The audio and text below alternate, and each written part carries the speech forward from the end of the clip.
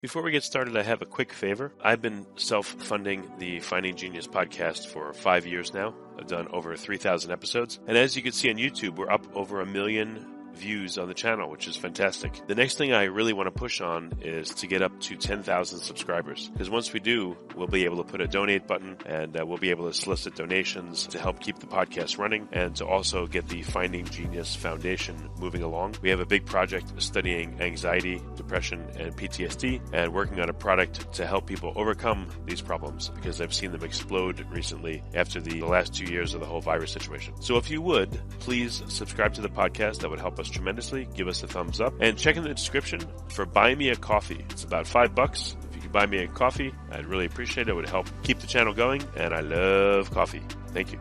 Forget frequently asked questions, common sense, common knowledge, or Google. How about advice from a real genius? 95% of people in any profession are good enough to be qualified and licensed. 5% go above and beyond. They become very good at what they do, but only 0.1% are real geniuses. Richard Jacobs has made it his life's mission to find them for you. He hunts down and interviews geniuses in every field: sleep science, cancer, stem cells, ketogenic diets, and more. Here come the geniuses. This is the Finding Genius Podcast with Richard Jacobs.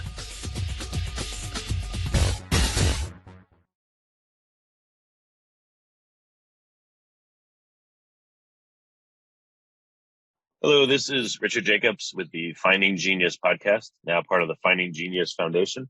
I have a great guest today, Joana Sipe. She's a postdoctoral associate at Duke University, part of the Pratt School of Engineering. And we're going to talk about her work on microplastics and how plastic degrades, nano additives in plastics, etc. So, Joana, thanks for coming. Thanks for having me. Yeah, if you would, tell me a bit about your background. What got you interested in plastic pollution and microplastics? Yeah, so I've worked about 10 years in nanoscience, and I started when I was an undergrad over at Arizona State University, and that kind of got me interested into scientific research. And so after that, I decided to go to graduate school, and in graduate school, I was thinking about the next phase of what nanoscience would be, and talking to my advisor, Dr. Mark Wisner, we kind of settled into plastics in around 2017. So I've been working in plastics research about 7 years now. I guess that's a long time to think about it.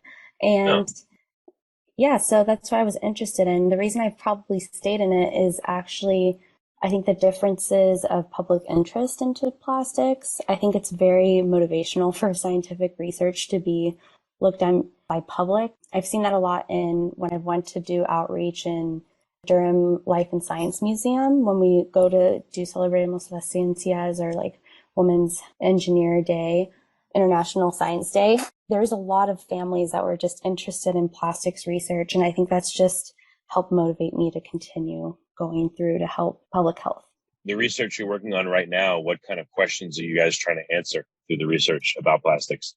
Okay, yeah. So some big questions I think right now with plastics is the smaller the plastic is, the more bioavailable it is. And I think some of your podcast invitees have talked about surface area and how that's the new question. I think the smaller there are, the more there's a potential for bioaccumulation and lodging into tissues and stuff like that.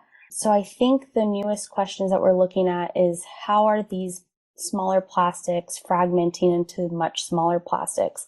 How can we model how a better type of material to use so that they're not breaking down into microplastics and then therefore into nanoplastics? Yeah, when I imagine, these small plastics, what if you have a part of it, let's say it kind of looks like, I don't know, not a spheroid, but like a flattened spheroid. What if you have a very sharp point at one part of the microplastic and it creates like an incredibly high electrical charge because of the nature of the molecules that comprise the plastic? What would that do? Would it literally poke holes in membranes, or again, would it create a part where there's an intense charge because it's a very sharp tip to the edge of the microplastic, let's say? Does any of that happen? Yes, and I think that happens more with actually nanocomposites. So nanocomposites are just plastic like products that you would get in a matrix. So a matrix is a type of plastic. So let's say it's like polyethylene. then they infuse that with different particles, like they do additive chemicals. And for this, we've looked at carbon nanotube plastics. We looked at silver nanoparticle plastics. And the carbon nanotube plastics, we did see a lot of sharp points as they break down. And with one of our collaborators in the Nicholas School, she looked at toxicity in fish, and the sharper edges that were created from the carbon nanotube fragmentation would end up ripping and doing a lot of discomfort in the gut. And that would lead to further problems and to probably what we would see uptake of nanomaterials into the blood cells. Mm.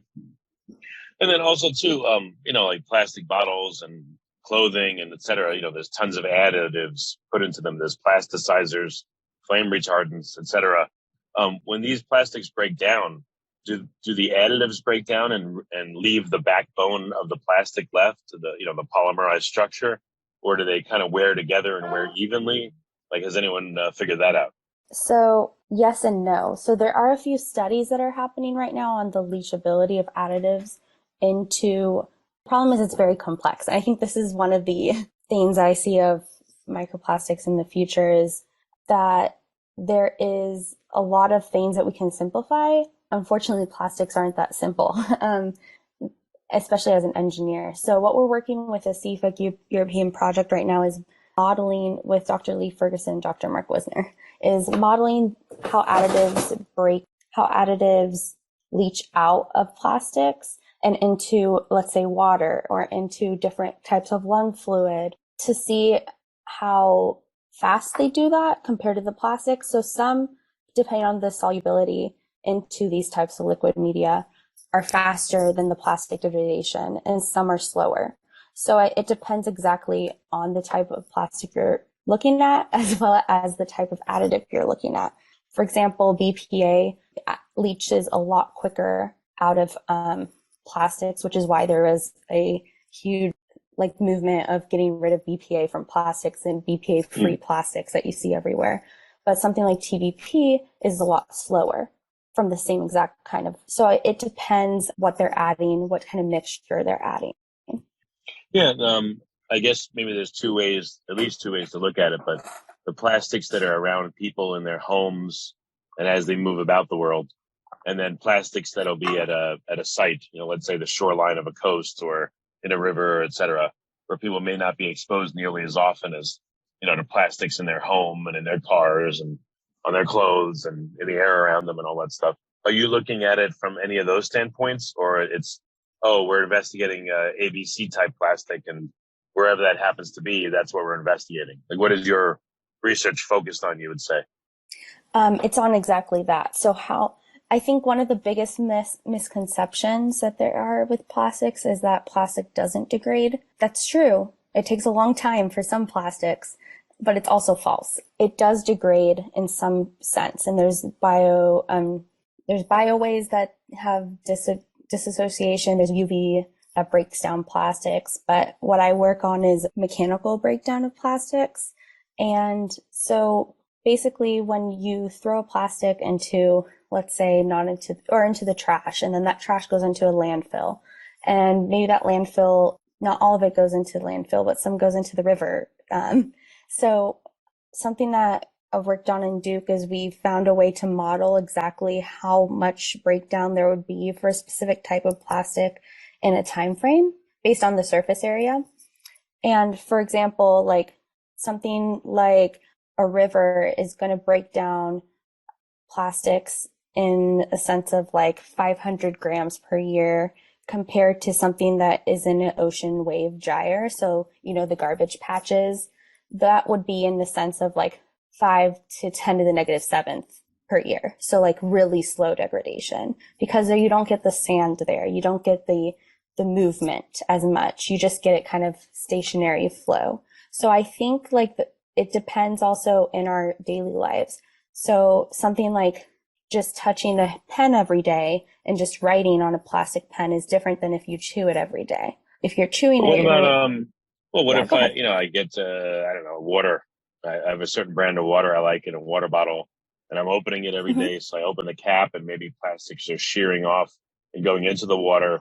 And then, as I'm drinking the water, maybe it was left in the sun by the truck driver that brought the cases into the store, and maybe there was UV degradation and plastics went into me that way. Or, what if I drink like a soda, I drink a Coke, and the pH of that's 5.3, let's say, and it's eating away at the inside of the plastics, and maybe they're going into the soda. I mean, what about like these close contact type things with drinks, let's say, or with foods? Oh, yes. So what you said is exactly right. It's shearing of plastic from your water bottles is so the more that you open and close that cap, the more microplastics you're going to drink. The longer a water has sat in plastic, let's say you just leave it in your car in the heat, let's say in an Arizona summer, or you leave it in the cold, you're going to get a different amount of plastics based on temperature, on pH, like you said. So like if you use a plastic water bottle and you have to use it, I would just keep the cap off and just drink it.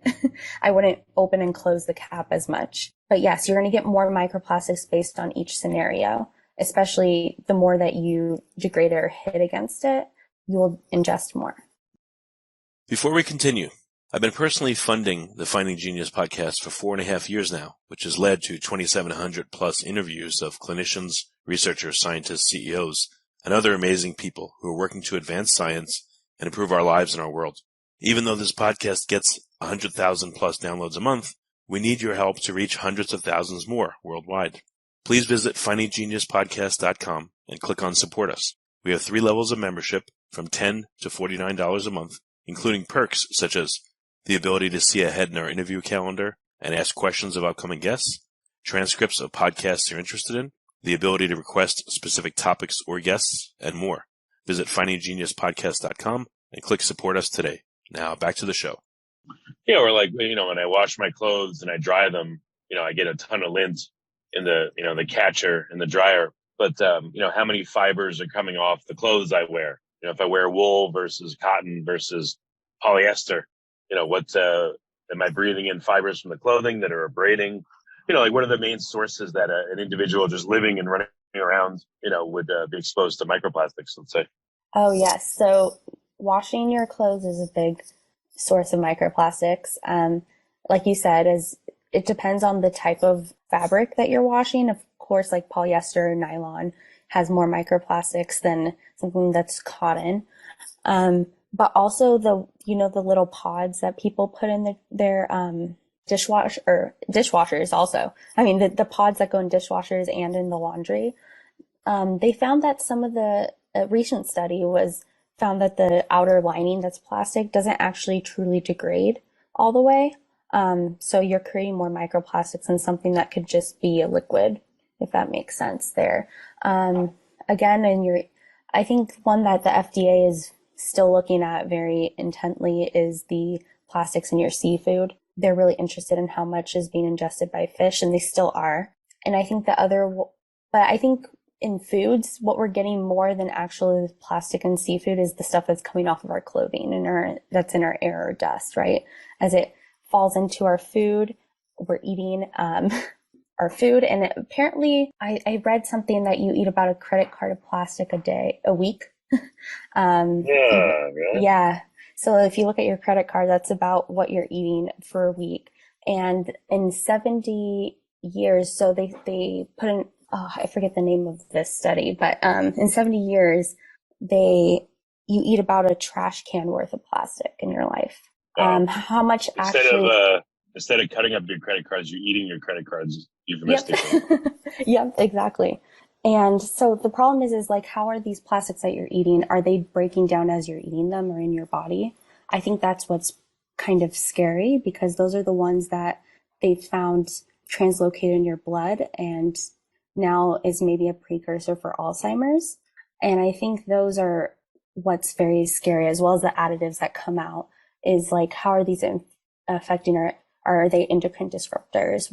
What's coming out and in our body is what actually are we accumulating and what are we not accumulating is the biggest question. So you said people eat about a credit card's worth of plastics a week. So has anyone done a study to look at the major contributors to that for an average person? I know everyone's different. I know everything's different, but is there any studies that have been done, like an anthropological study where, again, someone hangs out with someone and is looking at all the potential sources of microplastics and documenting them and testing as best they can and establishing, what's the predominance of what they're consuming and how. Is it breathed in? Is it eaten? Et cetera. No, but I would love to do something like that. I haven't seen anything like that in the literature. I think it would be great to follow different income sources as well as people who maybe reuse more plastic, see the difference of plastic ingestion at different points, as well as the water sources they drink from. That would be interesting. But yeah, no, there hasn't been anything that I've seen in the literature that has done that. Okay. So what are you guys studying, and what are other people studying about the interaction of plastics inside of someone? Like, does anyone, I don't know, taking a urine sample from someone like every day over a whole month to see what's in their urine, let's say, if it's excreted that way, and maybe try to characterize what is leaving the body, and then maybe doing blood tests every day to see what is still being maintained in the body over a month's time? I haven't read in that because it's not I don't look at toxicology of that. But however, we have looked at it with fish in the nanocomposite studies, and most of it is excreted in their poop. However, there is, like I told you, the breakdown in the gut where some just get kind of like stuck there, and then some of the additives that come out or nanocomposites come out and can go in the bloodstream. How much and what fraction that is, we don't really know. We just saw that it's there. Does anyone know if microplastics are excreted in urine or sweat? Not that I know of. Okay. And by the way, I've interviewed almost 60 different microplastic scientists. Almost no one knows. I know it's a new field, so it's okay if you don't know, because so far I haven't found anyone that does know. So a lot of these questions are difficult. I think it would be great to find out, but yeah, how long do they stay in the human body is also a question, right? Like, how long do they actually stay in there is probably more important than how much we eat, right? And if they stay in the gut, let's say, or the stomach or the intestines, or I would think maybe over time they would build up in the colon or the intestines, the ones that can't get through. And if you're continually being exposed to new plastics and ingesting them, the fraction that doesn't get passed out maybe grows over time and causes, I don't know, a whole host of problems. I don't know. Yeah, and that's why I think it's also like important to see the fragmentation in these different types of fluids, which is kind of what we're working on environmentally and biologically. Fluids of just not only the breakdown, but the additive leaching. I think that will help a lot to answer some of these questions that we have, especially when I feel like a lot of people think nano and additive are bad. I think that's another misconception that there is like, oh, all the additives or all the nano stuff that you add into plastics are bad, make them more toxic. I think it's true and it's not true. Again, as most of the answers are yes and no, or it depends, right? And some of the composites we've seen actually break down less once they're being weathered or broken down in UV and rain and stuff like that. It actually protects it from breaking down and creating microplastics, or it creates a little film to help reduce this. And I think that's kind of the future of not how we can prevent them to be made and prevent them to accumulate more as they break down. Because once they break down, it's a lot harder to clean them up. Yeah, it's weird. At one point, I would have thought plastics maybe should be made so that they break down quickly so they don't persist in the environment. But then if, something plastic breaks down and makes billions and trillions of microplastics, that's far worse. So maybe you don't want it to break down and you want it to stay macro. It's hard to figure out what to do. Yeah, you do. Yeah, and I think that's another thing that really surprised me working in this field is we can't really predict science. For stuff that we thought was self-explanatory. Like for me, I was like, oh yeah, you want it to break down exactly like how you thought, or like you want, like, if you have a stronger plastic, it's definitely going to break down less, right? And that's how a lot of the material science and people that are creating products, they're like, we want a stronger plastic so that it lasts longer, right? It's more durable if it's stronger.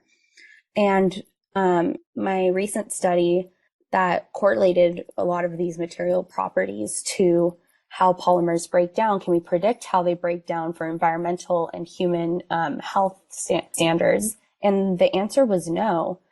Something that was stronger was not the one that broke down the least. And that was shocking to me. I thought that was even shocking to one of my collaborators that was a material scientist. He was like, wait, are you sure about this? And I was like, yeah, we did a lot of studies on this. And it was published in From Bottle to Microplastics 2022. And yeah, we found that the strongest plastic we looked at was polycarbonate, which is what's used in your tech and glasses. And that broke down around in the middle. And we thought that would hardly break down at all. Yeah, I was going to ask you, like, polycarbonate versus polystyrene versus, these other common plastics. Is there at least a chart of how fast they break down, or it's totally dependent upon situation and exposure to UV, mechanical stress, et cetera? So I'm trying to make a chart. We're trying to make a chart for that, but it's really dependent on experimental values. So I'm trying to make a kind of chart for weathered and unweathered plastics. And I have a range of stuff from TPU, which is like a pliable rubber plastic, to PLA that's biodegradable, and nylon that's like a polyester, like a something that you would wear, a fibrous plastic, polycarbonate, and then polyethylene. And the polyethylene we picked was terephthalate glycol additives, which means that's terephthalate and glycol is what makes it flexible and see-through. So that's what's used in our a lot of food packaging. And then also high impact polystyrene, because polystyrene is used in all the throwaway food packages, the foams. But we looked at a high impact to try to see if like this is the one that would be the strongest of all the polystyrenes, right?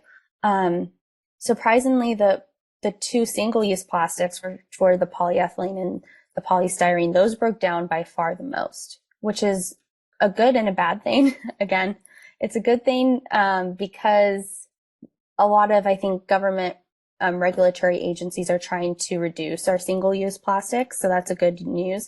It's also a bad thing because they still are single-use plastics, so a lot of those are getting disposed of mostly in the environment. Like a lot of those are the things you see at the side of the road, or you see it on the beach, just thrown away into the trash because people don't really recycle, that kind of thing. And how much do the additives, the plasticizers, the flame retardants, et cetera, modify the way and the speed and how, these backbones break down, these polymerized molecules? Do they affect them a lot? Do they change their properties dramatically? So from what we found so far with nanocomposite additives, they don't affect them at all, which is something, again, surprising. All the hypotheses I looked at during my dissertation were not supported by the science. So we thought okay, carbon nanotubes are really strong. It's going to make it break down less, right? They all broke down around the same amount, and it was all modeled by the type of matrix it was in. So the polyethylene drove the breakdown more than the additives that were in it. But how could the polyethylene drive the breakdown, for instance? Like, what was the mechanism by which that happened, do you think? So that's, again, something we've been looking at. So I thought it was material properties. So like the strength or the elasticity from the Young's modulus or hardness. In the past, a lot of people just use hardness tests because that's a simple needle poking into the sample, and you can get that relatively quickly and try to see if that was correlated. However, none of those matched how they broke down. So in my opinion right now, it's maybe more into the shear stress, into the interface. So what kind of interface are you matching up with the polymer? So is it your skin that's touching it? And that something, when you touch like a plastic product, the kind of friction that you feel in between your skin and the product, there's going to be a value that you can use for that that modeling, and it's called the friction factor. And so that's what I think would be better to look at. So I wanted to look into that in the future. And one of my collaborators was like, do you have another PhD time? That's an entire PhD, or like 6 years of work. And so I think that's where it's going to go into the future, is trying to model better the interface that's happening in that breakdown in the interface. Well, if I think of, polymers, again, as long chains of material, maybe literally until the polymer substantially breaks down, the additives and everything, I know they're intermixed amidst the polymer chains, but maybe they're just literally shielded from the outside world, the inner ones. And when the plastic breaks down and opens up channels through it, maybe now all of a sudden they're surface facing. Maybe now they could be abraded away or worn down in other ways. Yeah, so I've got some great images, exactly what you said, is especially with plastics at the surface is when they're broken down. So once I braid them, I can take surface images and see exactly how much is taken off on the surface and exposes the next layer. So I think that it also shields us from a little bit of microplastics because some of the microplastics just kind of get embedded into the back.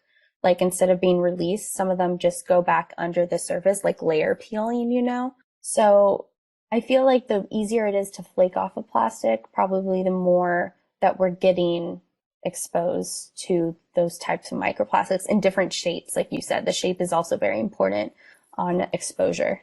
Yeah, it's a really tough puzzle and everything is so situation dependent that I just wonder if the science of microplastics or plastic degradation is going to have to just directionally say, hey, these are the seemingly to be the worst offenders. So we should focus on those things. And, there's no way we'll ever be able to get rid of everything, but to kind of 80-20 it and look at, the largest contributors to degradation of human health, we can maybe work on those and try to reduce the use of those plastics, let's say. I don't know. It's just a very difficult puzzle. It sounds like an impossible puzzle. Yeah, I completely agree with you. And I think that's why I really enjoyed my study of like what breaks down more. Can we predict how it breaks down to kind of focus on those? And I think it kind of goes along with what we were thinking is first kind of banning plastics doesn't exactly solve the problem. It helps the problem maybe, but it's never going to solve it because that means we still have microplastics out in the environment, right? From plastics all in the past. And it's also, we have to kind of prevent them from being made, but also deal with the ones we have, right? That we already have and have to work on. But you're right, it's complex. So maybe start with the single-use plastics. That's what I would kind of say with. And I think a lot of people are like doing regulations on those. New York has done those as well as California, and just kind of starting from there and then going into the ones that maybe we can look into the additives that release. That's what I'm looking at, and finding the next BPA, right? The next one that's endocrine disruptors, those phthalates that are carcinogenic. And as you break them down, how much more surface area are you getting to get more leaching from that, right? And exposure from that. Yeah, and also too, I know I shouldn't just picture only plastic bottles, but for some reason it's what always pops in my head. Some plastics, they don't break down into medium and then smaller size pieces, but they just, you have like a monolithic macroplastic, and then I guess microplastics are coming off the edges of it, especially let's say if it's blown open. But are there certain plastics that tend to break down sequentially, meaning like you have a big piece of plastic, and then you get medium size and then small and smaller and smaller and smaller to microplastics. And other ones, you still have the macroplastic and it doesn't really break down much into small pieces, but you continually are, giving off microplastics from the edges, let's say the torn edges. It's the breaking down. I don't know which one, if there's certain kinds of plastics for it to break down one way or another. Does that make sense? Or yes. Is it confusing how I said it? No, I think you're asking, are they breaking down in different ways that we can characterize what plastic it is based on the way they break down? Is that? Yeah, like let's say we picture, I don't know, two plastic bottles. One, they both have a hole blown open in them. And then we fast forward, I don't know, 10 years. And one of one of them, it's still, you got a plastic bottle there with a hole in it, but it's leached, quadrillions of microplastics off its exposed edges. So it still looks like a bottle, just like a weathered bottle. And then the other one would be a plastic bottle that over time it's broken down into medium-sized pieces and then small pieces and then tiny pieces and then microplastics, so you see a whole size distribution of pieces of the bottle. Like which model do you think is more accurate in how certain plastics break down? Okay, I got it. I think the best model is knowing where you're going to drop it off. So like, is it being dropped off at the ocean shore? Is it going to be dropped off at a river? Is it going to have some UV photolysis before it's thrown away? I think breakdown models are more dependent on exactly what kind of stress it's going to undergo. So is it going to be thrown around for a little bit, or is it just going to sit in the ocean gyres for a while, and just hang out there? That one in the gyres is probably the slower breakdown. It's going to be just kind of taking off layer by layer slowly, and that's why it takes about 450 years-ish to break down an entire bottle, right? Because it's little by little, and you still see that some of the plastic come back years later in the news, right? Like, oh, this is so old. Like the meshes in the bottles, those were glass though. And then I think we're also seeing breakdown into chunks, like you're saying, the big breakdown into chunks. But I think that's happening more in rivers or the ocean shore, where you're getting maybe like animals chewing on them, right? And getting smaller and getting maybe big particle chunks. And then you have more exposure at fragments that weren't supposed to be exposed, right? And then those are going to break down slower, faster than the ones in the gyre, if that is what you're asking. Well, does anyone have a lab set up?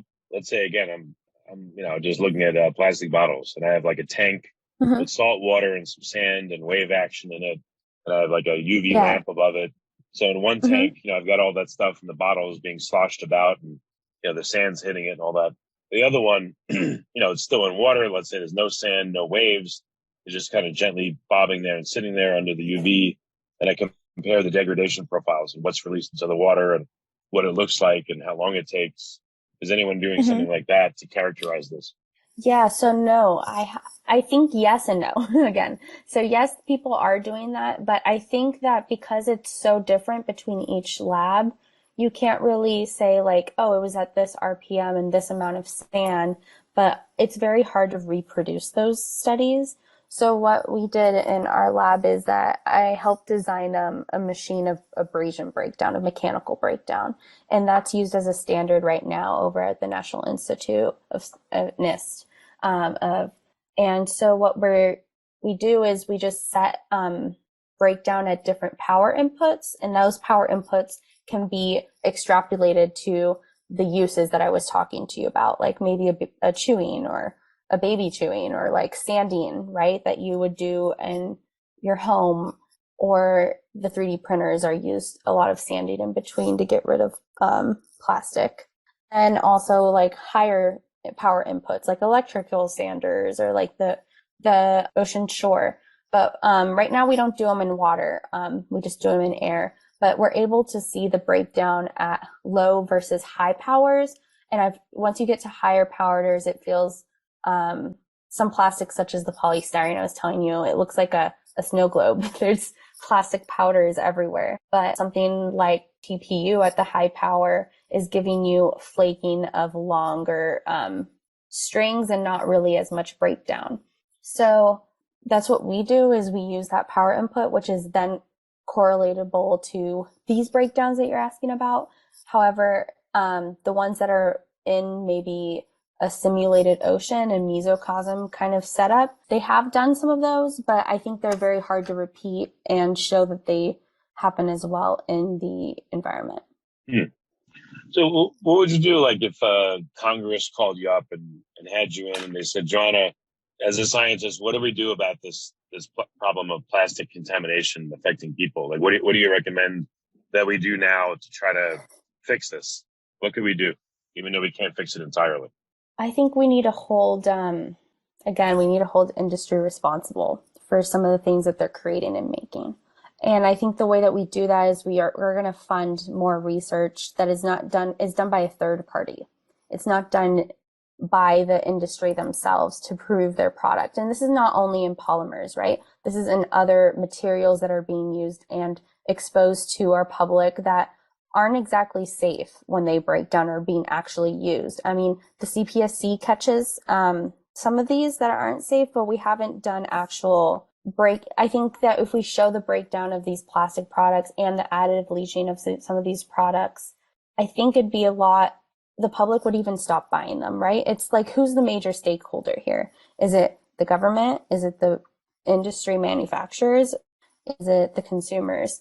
And in fact, it's all three working together. But for all three to work together, there needs to be clear communication, right? And I think there needs to be that's what we have to do as researchers, is we have to be not influenced by all three of those, and to show that, yes, we are consumers also, but we're trying to protect the consumers that the same way that the government's going to try to enact policy for them, if that makes sense. Okay.